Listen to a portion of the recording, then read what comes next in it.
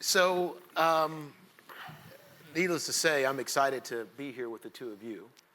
I want to go ahead and face the challenge that is before me head on. We've got what should be a 2-hour interview, easy, and we're going to squeeze it into 30 minutes. Okay. Or less. So I'm looking at that screen right there, and so I'm going to need your help, guys. I'm going to need you to answer I got a lot of questions, because they deserve a lot of answers. But I need you to answer the questions succinctly, and we'll move on. And if you don't, yeah, I know, they're laughing already. And if you don't answer them succinctly, I'll nudge you along a little bit. Okay. Maybe I'll just lean in to give you that feeling that it's over, that you should stop. Some clues like that. So without further ado, for the audience, I'm going to bounce around a little bit. I'll start by asking the two of them together a few questions, and then I'll direct some at Dave, and I'll just direct some at Bo, and we'll just see where we end up. But the clock is going to be the limiting factor. Right. All right? Good Very good. Let's start with the easy one, guys. What do you want this book to do? Why are we doing this? What is it meant to do? Good, Bo. Well, I hope it brings a lot of other members to Tugboat, frankly. And I actually hope that it helps to put on the map the whole subject of evergreen businesses.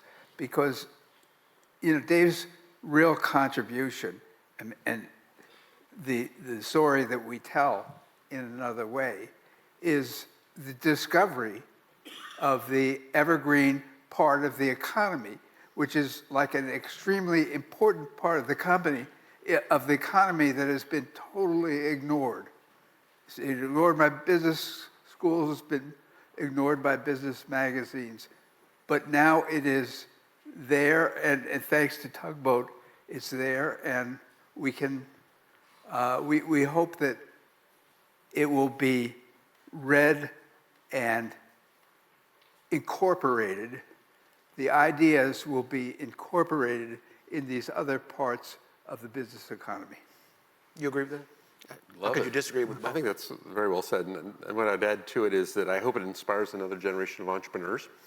Yeah. So as they're thinking about what they want to build, realizing, wow, there is an opportunity to build something very lasting. Yeah. There's kind of the more manic, get big fast model that is so common today. It was apropos to the presentation we just heard, how long their vision is. We can talk more about the fact that he brought up PE in that presentation. We'll talk about that more. You love that. But Bo, you alluded to the fact that this book has a lot of stories, and this was a story of this. This was a book written in a way that tells a bunch of stories on Dave's path to discovering Evergreen for himself. Absolutely. And why'd you decide on that approach? You could have put a bunch of charts and graphs in there, and you had decided to approach it from a series of stories. Why'd you do that? Well, saying that I decided is an exaggeration. Basically, I think I learn through stories.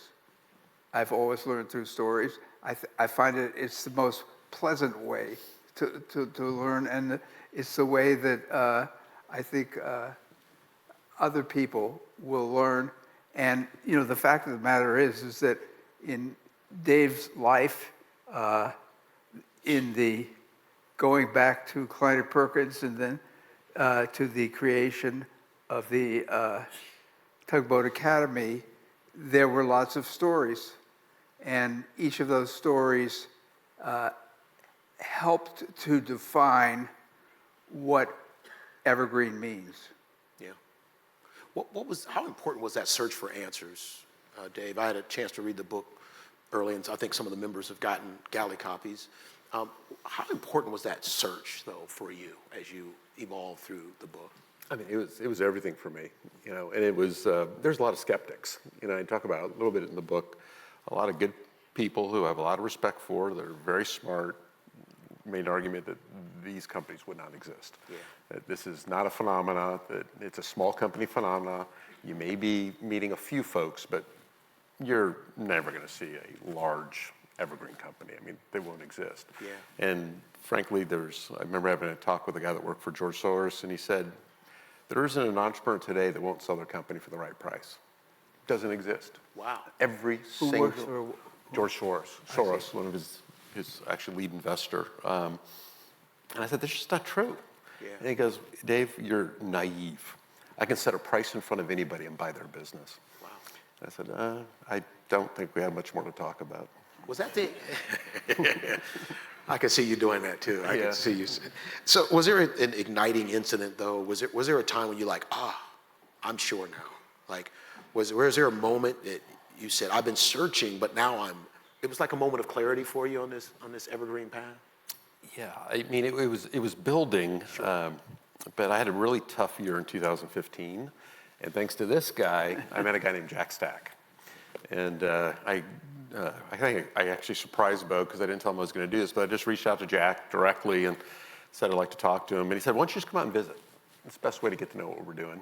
And I'd read the book, and went out. The Great Game of Business. Great Game of Business, yeah, I should say that. Yeah. Co-authored with Bo. And he picked me up in his pickup truck and Yeah. drove me straight to a bar, and we grabbed a beer, and we just went deep fast. Probably talked there for 3 hours. And then he took me through the different facilities, and I was blown away. And what he did, which was really important, is he validated, he goes, Dave, I am an example of an evergreen company. He said, but more importantly, I'm going to join your group. I'm going to show you my support with my checkbook, with my time, because this is really important what you're trying to do. And I said, do you think so? And he goes, no, you have no idea. This is really important. Yeah. And he goes, I've been doing this with Bo's support through the Great Game of Business, and anybody who's willing to kind of help carry water on this, I want to support them. Dave, you're a venture capitalist. Like if I drew one up, if I made an avatar of venture capitalists, you would be great. it. I got the vest. Yeah, you'd have the vest, the whole nine, the jeans, and you would say to the power of tea like you did last night in that Right. presentation. Yes, you would do that too. That was for you, Mel. Yeah, thank you. From the Stanford MBA, I mean, like all of it just says venture capitalists. How hard personally, all jokes aside, how hard personally was it for you to embrace this as you came to grips with what it meant for where you had spent, or maybe even dreamed of spending your career, friends, relationships, connections, networks? How did all that change for you? Yeah, that was hard. I think if I hadn't worked at Kleiner Perkins when I started in 1997, I wouldn't have even seen this. And it's because it was in the middle of this transition from the old model to the new model. And several of the partners there were very committed to the old model. It worked extremely well. It was very capital efficient. It was building strong foundations of these businesses versus the other model, which my boss, John Doerr, was really the pioneer of, which was we're going to win, and we're going to win big, and we're going to do it fast. And this was the explosion of the dot-com era. And so there was something that got lost for me. And I started seeing, it was interesting, all the MBAs started showing up in Silicon Valley. MBAs were not in Silicon Valley before 1995. It wasn't interesting enough. It was technology. It was kind of the core HP values, which is we're going to take care of our people, we're going to build great products, we're going to lean heavily on innovation. And suddenly it all became like consumer internet, and a new generation showed up. There was a lot, you could feel it. You could feel something had shifted. And that's what made it easier. But it was definitely not easy to walk away. And I had a lot of people saying, as I started kind of moving up to Sun Valley, starting to Tugboat Institute, it was like, oh, that poor guy. Yeah. He just fell off the apple cart and got lost in the ditch. I could see that happening. So you got yourself out of the ditch, though, so that's pretty cool. You went to a person who literally has framed the thinking of millions of business leaders. And you think that you have a right to ask him to write a book with you. I just wonder, what made you think that Bo? So, let's just run them down. Inc. magazine, first of all, right? Small Giants, Finish Big, The Knack, Street Smarts, Great Game of Business, A Stake in the Outcomes. And did you feel any pressure working with Bo? Well, Bo made it easy on me. He made it easy, or he didn't make it easy. He made it easy. So he first wrote the article for Inc. magazine, which I loved. I thought it was just a beautiful article, and it still serves us today. And that came out of a conversation, introduction by Chris Alden, a mutual friend of ours. Chris had helped me start Tugboat Institute. I mean, instrumental in getting it off the ground.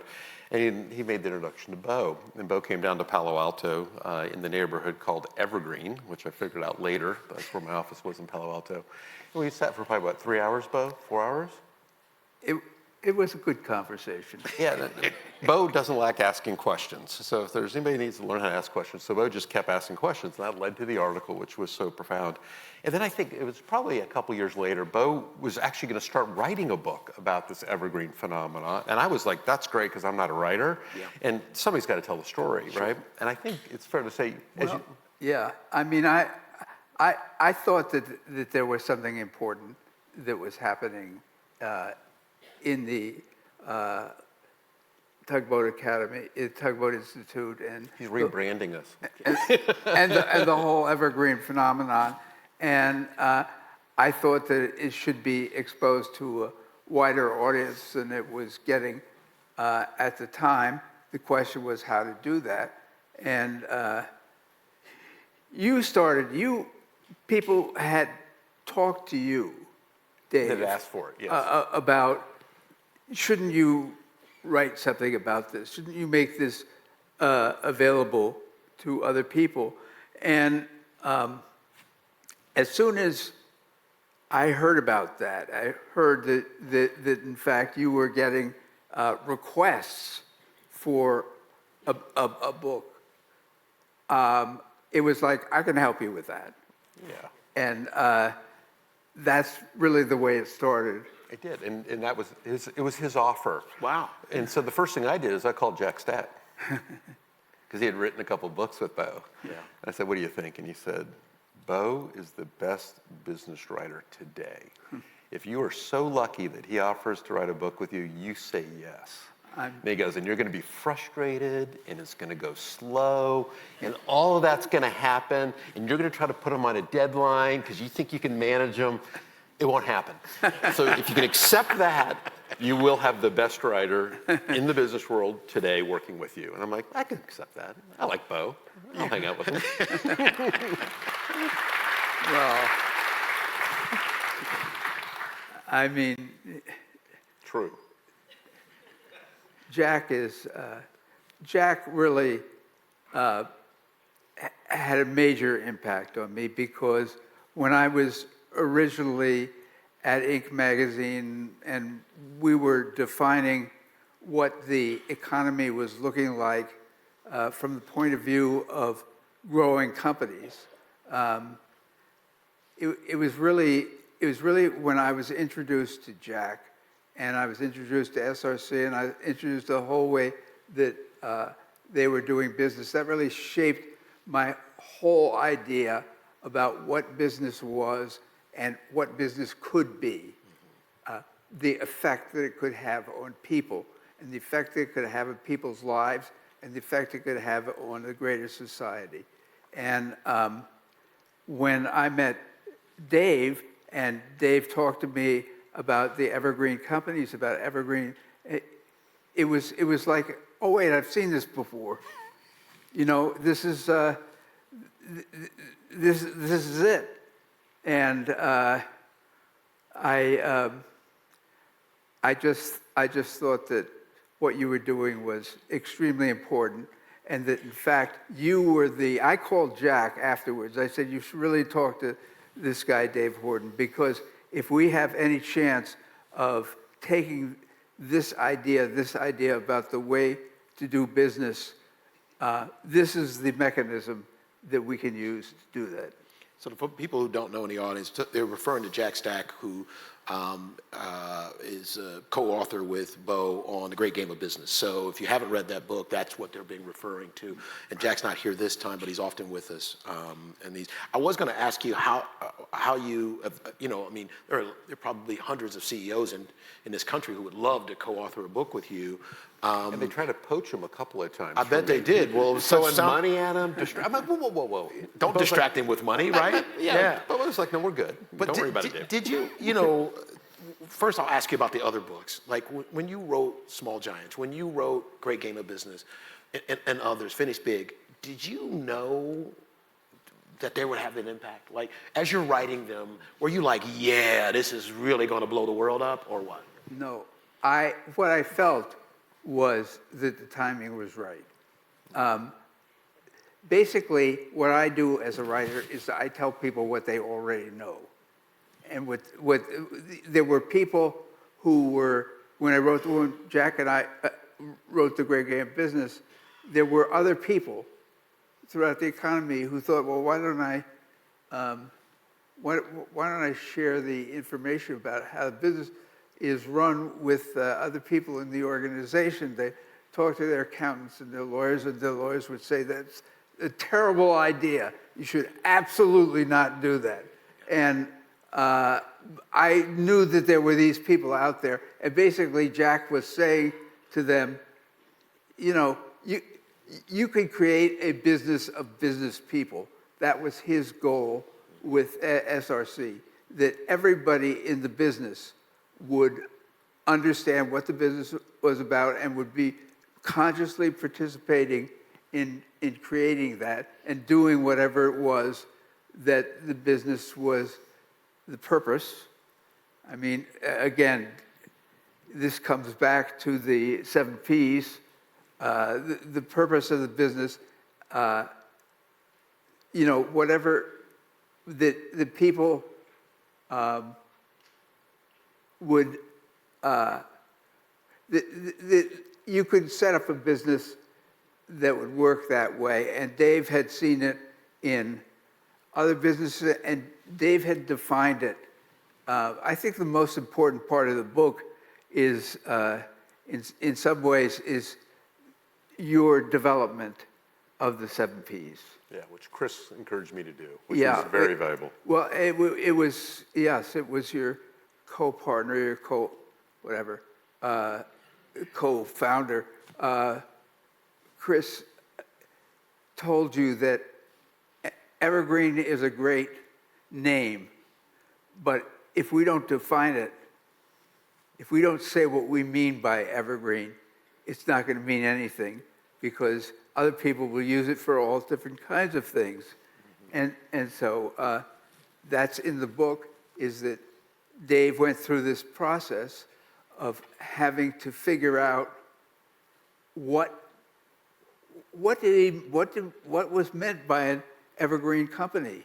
And you guys are all familiar with that right now, what the 7 Ps are, but you know, it didn't exist before then. You know, the magic of this whole thing is we just got more time. Like, I look down there, and we just got 3 more minutes. So we're really doing really well. So I got to ask you, Bo, and then I got to start. Yeah, I know. I want to start drilling Dave a little bit. Let me ask you, put this in context with the other books. Put this in the context. Put another way in the context with Great Game of Business, Finish Big. Where is it going to sit as we look? Go out 10 years. Where is it going to sit? Well, those of you who know my history know that in my younger days, I was about as anti-business as anybody could be. And I thought that business was the way that the world was screwed up, except they didn't say screwed up. And it was really through Inc., initially through Inc., actually initially through Fidelity Investments, which is where I got my first job in business. And then a year later, I went to Inc., and then I met all these entrepreneurs, and finally I met, and basically what they defined for me was that business wasn't what I thought it was. That when I grew up and I became a wild-eyed radical, I and the other people who I hung out with and who were part of the group, they had an idea of business that was wrong. And I began to understand that, and I began to understand how it is, what business is, and how business creates value, but creates wealth for society. Why is it that the capitalist society, people are better off, not in communist countries, but in capitalist countries, people are better off,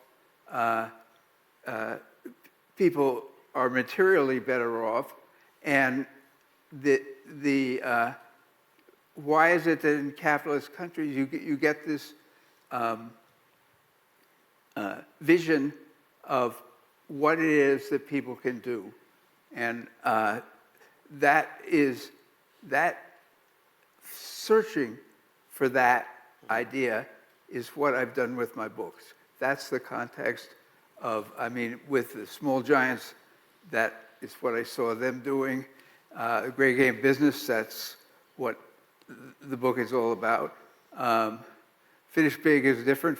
Finish Big is about something that every entrepreneur runs into eventually, namely that they have to leave. Yeah. And one way or the other. Yeah, one way or the other. And that's really. Yeah. I've been on Dave too, to help me recruit other members to Tugboat. Because this is a hard group to articulate. And when you start talking, you realize you're running your mouth and you're not even making good sense. So to me, the book, it really, I don't know if you guys have, maybe not you, but it's really. That's some feedback for me, Mel. Well, I meant myself when I'm talking about it. And so as I read this book, I think the comments I sent back to you is I want to stand up and applaud, because we've got something here that we can use to talk to people who are living this out, but could use some structure of the 7 Ps and a culture of people that brings us here today. So, Dave, what are your hopes for this book? I mean, I know who you want to inspire some other people, but let's talk a little bit more deeply about, how you want us to use it as it comes out in May. I think the publication date is in May. May 6th. I'd love it if people bought the book for their teams, kind of to share the ideas, have it be understood more deeper in the organization what it means to be an evergreen company. I mean, it's going to create a level of accountability too, because at that point the team can start saying, look, are you living up to the expectations that have kind of been outlined? And I think that's something we should stand for. Yeah. We should live up to high expectations of our teams, because we want to be, I think, of great service to them. I'm also hoping that it's going to cause people to want to work at your companies. New employees and stuff, they see it and they start seeing a differentiation between, wow, I didn't even think about ownership. But this is an evergreen company. This one is a private equity owned company, and I now start seeing the difference between the two. I would love to think that you're going to have customers come to you, and have an opportunity to say, look, I want you to understand this is what I'm trying to do to be of service to you as a customer, as well as your suppliers. As Gary Kunkel on our team has talked about, there's some incredible opportunities for innovation with your suppliers, and if they understand that you're going to be around for the long haul, they might think a little bit differently about investing in things that would really benefit you and them for the long haul. So I think there's a lot of ways to use the book as a tool. At least I hope so. Yeah. And I hope it also just provides inspiration. As I talk about in the introduction, I think it's really sad that a lot of younger kids are really disappointed with capitalism. They're wondering about the business world. They're not seeing the important role that Bo saw many years ago, when he was a young radical and kind of switched. I hope others feel the same way, because being part of an evergreen company is something pretty special and can make a difference. I can't tell, but were you trying to get in on what he was saying there? You had something. Were you trying to add something to what he was saying there? Yeah, I mean, I think of my grandson, who is at the University of Oregon, is graduating, and he's majoring in data science, and I don't know if he's thought about exactly how he's going to use that.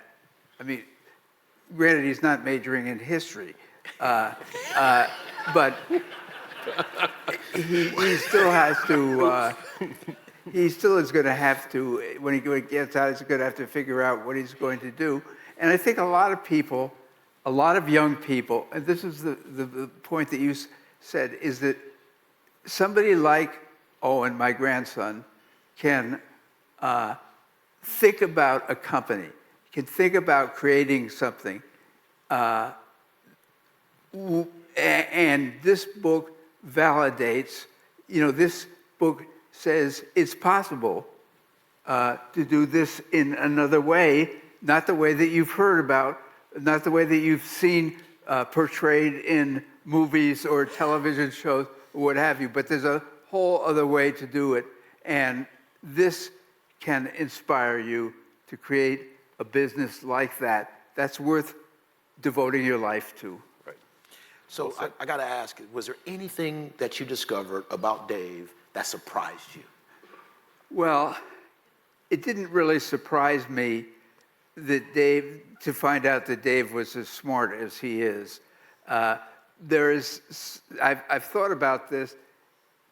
You know, as old as I am, you tend to look back on your youth as, and I didn't realize. I mean, the most surprising thing was that Dave, as a young man, as a student, as a high school student, was an incredibly smart kid. Shocks us too. We're all shocked by that. It was shocking.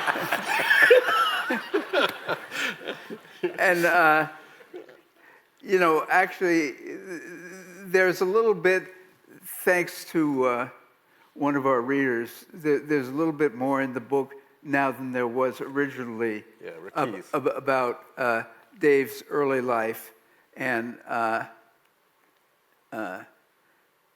those parts of it, which I had no idea about, were important and were surprising. Well, I don't know, surprising is the wrong word because it all fits. Shocking is what I would say. Yeah. Shocking. So, Dave, I'm going to ask you a similar question. Bo was surprised you're smart. Yeah. Well, what surprised you? That's a compliment, I guess. I guess so, right? Because you end up smart. So yes, that is a compliment. Anything surprised you about the content? So this story tells a lot about your professional journey. Yeah. Probably, I would say the most important thing you've done in your life's work. Pardon me for laying that on top of you. But now the book's done. And as you read it, anything surprise even you?